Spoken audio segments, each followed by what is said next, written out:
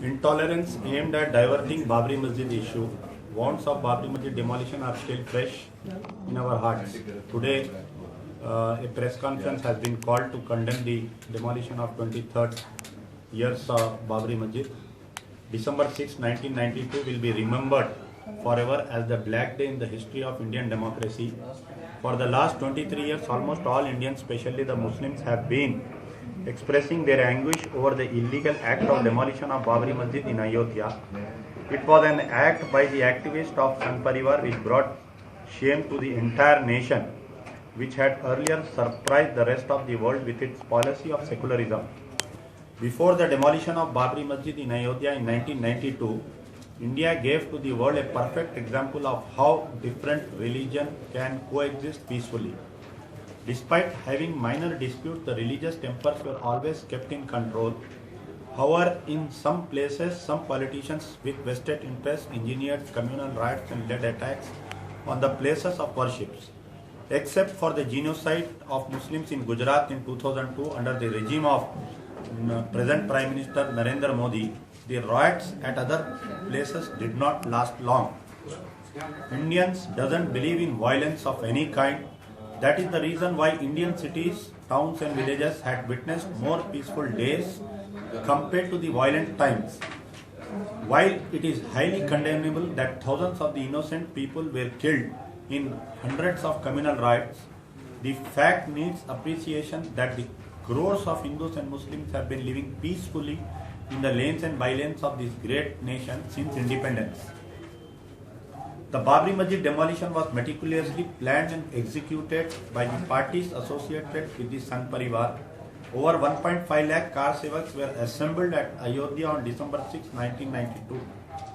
And the local BJP government led by Kalyan Singh not only remained a mute spectator but convinced the rioters to demolish the historic mosque. Hundreds of security personnel who witnessed the demolition did not move an inch from their place as they had no instruction from their political bosses to stop the demolition. The Congress government at the center led by P.V. Narasimha Rao too remained silent. The then Prime Minister did not exercise his executive powers to stop the demolition. It was not a spontaneous act of violence. It was pre-planned and organized crime. Thousands of Sangh Parivar activists gathered in Ayodhya with a devilish mission to demolish the mosque. They also brought necessary equipments to execute their plan. The BJP leaders present on the dais incited them further with provocative speeches and slogans.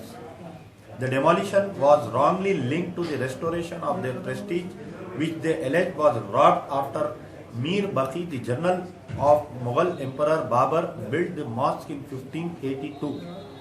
Neither the car sevaks who took part in the demolition nor those who led them to commit this heinous act were aware of the real history of Babri Masjid. Fabricated tales were floated in the various forms to claim that the Babri Masjid was built after demolishing a temple at the Ram Janmabhoomi. They did not even honor the Supreme Court, which ordered a status quo and was hearing the case. The then BJP government of Uttar Pradesh gave an undertaking to the apex court that no subversive activity would take place. Even before the courts pronounced their verdict on the ownership of the land, the Sangh Parivar activists demolished the mosque. The act of desperation provoked that the Sangh Parivar was afraid of losing its case in the court of law. It was afraid that the court would expose that its claim on Babri Masjid were wrong. It had apprehension that it would not be able to cheat the masses anymore in the name of religion. Even after 23 years of wounds of demolition of Babri Masjid are still fresh, the secular Indians, especially the Muslims, are expecting final justice from the Supreme Court. More than 4 years after the Lucknow bench of the High Court delivered its judgment in the Babri Masjid case, the full-fledged hearing on the land ownership case is yet to begin in the Supreme Court. On September 30, 2010, the Lucknow bench of the High Court, comprising Justice S.U. Khan, Sudhir Agarwal and D.V. Sharma, gave its verdict, trifurcating 1,500 square yards of Babri Masjid land among the Sunni Central Board, Nirmohi Akhara and Ramlalla. Not satisfied with the verdict, all the three contenders moved the Supreme Court and got stay on the High Court decision. The Sunni Waqf Board was the first to challenge the verdict in January 2011. The other parties also approached the apex court, but it now appears that an early judicial solution to the Babri Masjid case is not possible due to several factors. The primary reason being cited by some analysis is the non-availability of the records. Both original and digital copies are yet to reach the Supreme Court from the High Court. The volume of these records runs into approximately 10,000 pages. After the submission of all records, the translation of the document from Hindi and Urdu into English would take at least minimum 1 year. The legal battle for the title claim of the Babri Masjid began from Faizabad District Court in 1950, and the country is still waiting for its final judgment by the Supreme Court. The parties in power have been abusing law to delay the case further. For instance, the Uttar Pradesh government denied permission to the CBI Special Court hearing the Babri Masjid demolition case from visiting the Babri Masjid site on November 15 to collect the evidences and inspect the spot. CBI Special Judge S.M. Tiwari, along with a CBI team and counsel of the accused and prosecution, wrote to the Faizabad administration for the visit to the place where Babri Masjid existed till December 6, 1992.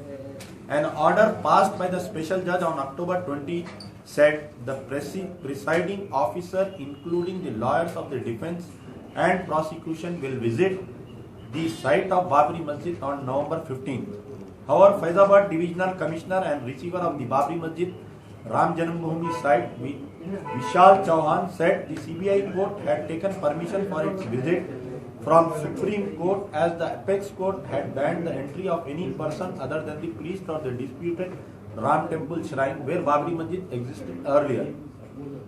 This court is trying 21 accused allegedly involved in the demolition of Babri Masjid, including BJP MPs Brij Bhushan Singh, Sakshi Maharaj, Lalu Singh, Dharmender Pradhan and Shiv Sena leader Pawan Pandey and Santosh Dubey in case session trial number 344 by 94. Ongoing tolerance in the country is nothing but a conspiracy to divert the people's attention from the Babri Masjid issue. The demolition of Babri Masjid is the biggest example of intolerance, wherein a mosque was demolished for the only reason that it represented a particular community, that is Muslims. In view of the above facts, the MBT demands speedy trial of both the title case of Babri Masjid and the case against the accused responsible for its demolition.